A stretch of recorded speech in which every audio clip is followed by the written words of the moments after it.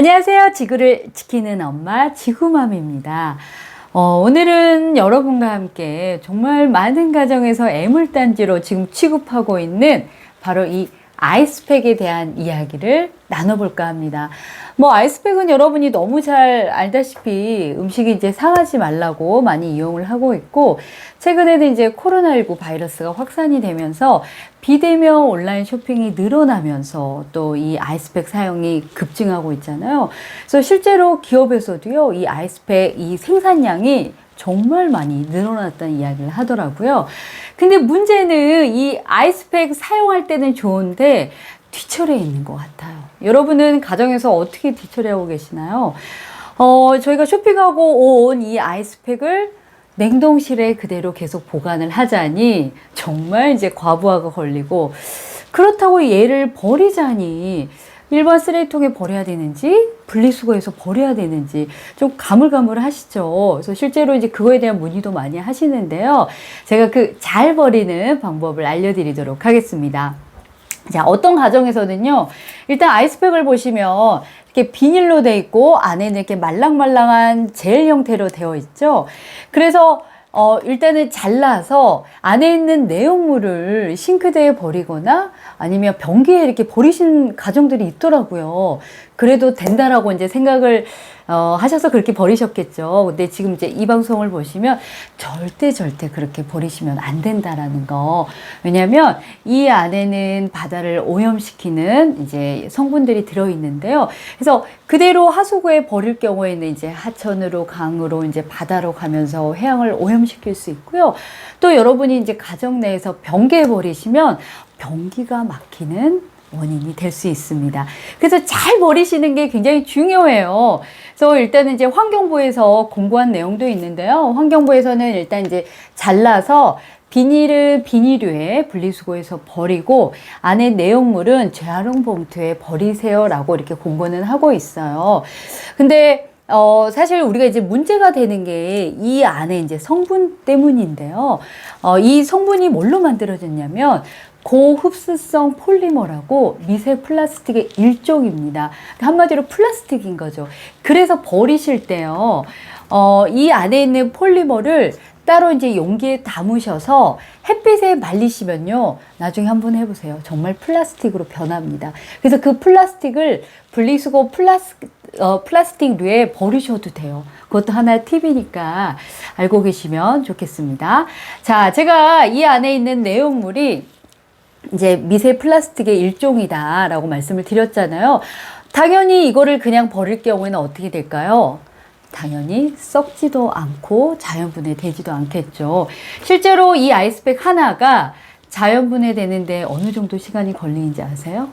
무려 500년의 시간이 걸린다라고 합니다.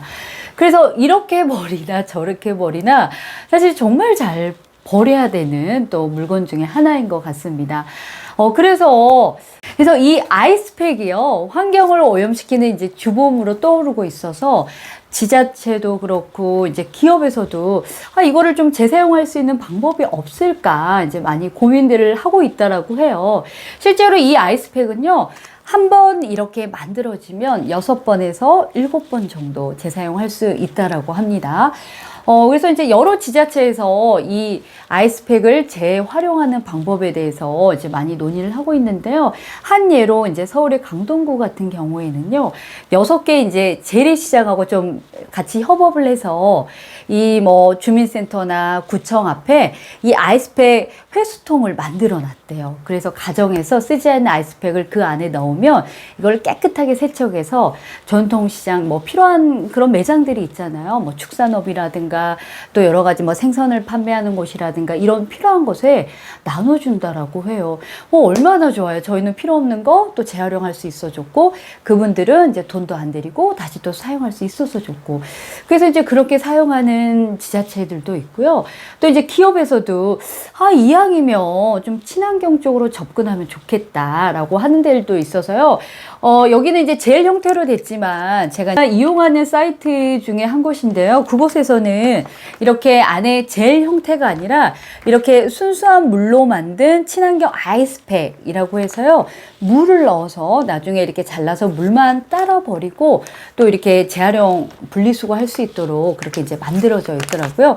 실제로 이 겉에 있는 종이도 이제 종이로 만들었어요. 비닐이 아니라. 그래서 이렇게 또 분리수거하기 편하게 만들어져 있고, 또 현대홈쇼핑 같은 경우에는요, 나중에 이제 받았던 아이스팩을 다시 보내면 나중에 포인트로 환급받을 수 있는 이런 제도들도 시행을 하고 있습니다. 그래서 여러분이 이런 제도를 좀 적극적으로 활용을 하시면 좋은데, 만약에 내가 살고 있는 곳에 저희는 아이스팩 회수하는 것도 없고요, 또 이런 서비스를 이용하기는 좀 어려워요 하시는 가정 내에서는요, 이 가정 내에서 아이스팩을 좀 지혜롭게 활용을 해보시면 좋을 것 같아요. 그래서 제가 4가지 방법 좀 알려드릴게요. 일단 뭐 여러분도 다 아시고 있는 방법인데 한 번 더 상기 차원에서 말씀을 드리겠습니다. 일단 첫 번째는요, 냉동실에 적절한 냉기 보존을 위해서 활용하시는 겁니다.